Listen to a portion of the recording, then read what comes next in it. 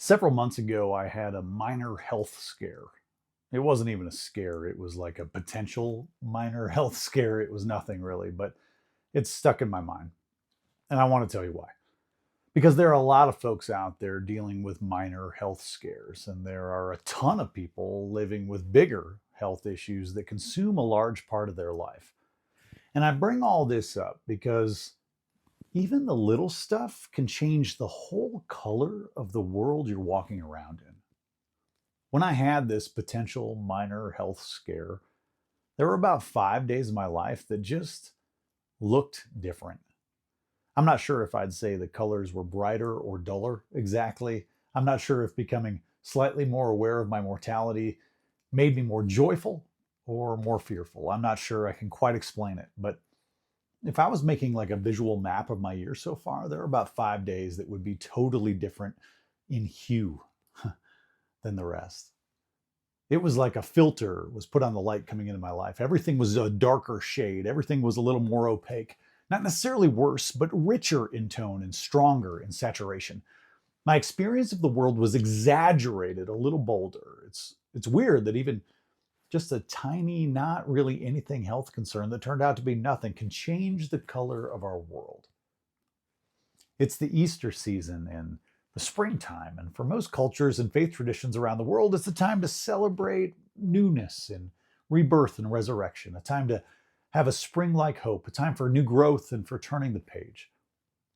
But to get to the new season, to the rebirth, to the resurrection, you have to go through things like Good Friday, and you have to face winter and darkness and death. I remember the first time I, as a naive young father, tried to explain to my daughters, who were at the time like 5 to 7 year old children, when I tried to explain to them how Easter was about more than bunnies and candy. I tried to tell them the full version of the Easter story. We were at a restaurant. It was like a chain Italian restaurant. We're sitting at a booth, and I very quickly made them both cry with my way too detailed version of this story about this political dissident and revolutionary reformer named Jesus and how he was brutally murdered at the hands of the government. Turns out my ability to tell a riveting story about a mob mentality killing the incarnation of God and then translating how that story parallels with modern American politics, turns out those storytelling skills were not well placed with my small children as my audience. Anyway, I guess sometimes I wonder why we choose to make Easter all about pastel colors. I wonder why we only celebrate the baby bunnies and chickens and sweet tasting treats. I wonder why we only celebrate the new grass and the daffodils and the sunrise and the rebirth and the resurrection. Sometimes I feel like that keeps the story so surface level, so flat. If we spent more time on the darker tones and the darker hues of the Easter story, I feel like it might make the season a little more memorable and a lot more meaningful. I don't mean we should tell our 5 year old kids about state sponsored crucifixions, but as adults, I think there are a lot of folks who are living in the darker shades of the color wheel right now, whose lives are toned a different hue. And the pastel candy stripes of this season seem inauthentic and saccharine to me, and I think to a whole lot of other people. This time of year offers us the opportunity to experience the world in new, rich, deep, heavy, beautiful colors.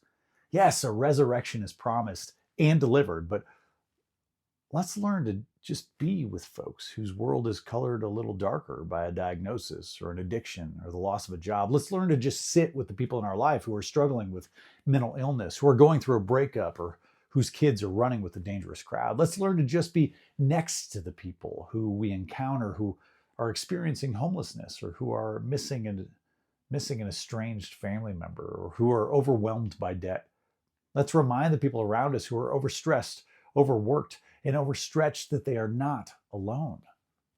Let's learn to simply be present with people when their lives are falling apart. Let's get comfortable with the darker tones of the human experience.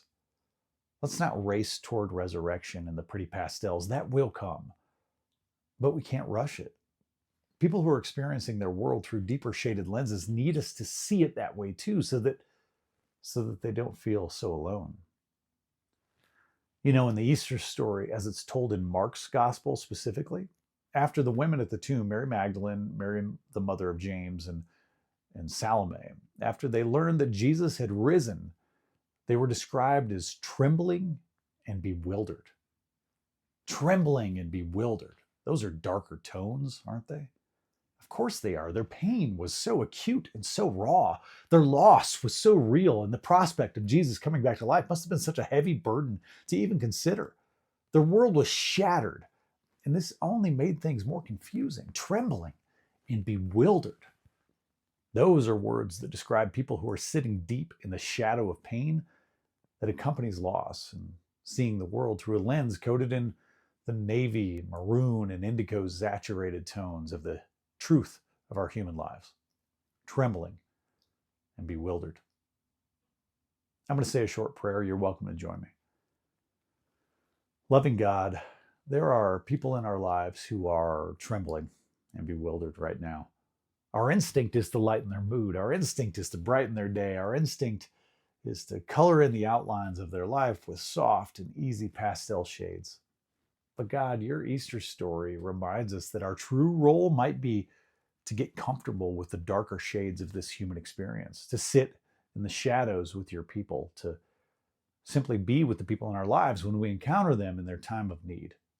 God, give us comfort in the darker tones of life so that we might give comfort to those around us who are living in that part of the color wheel. Amen. Between is about you. Take this message into your life this week and transform the world around you through small moments of sacred human connection. My favorite church is the space between people. Now go with God's love and create the church between.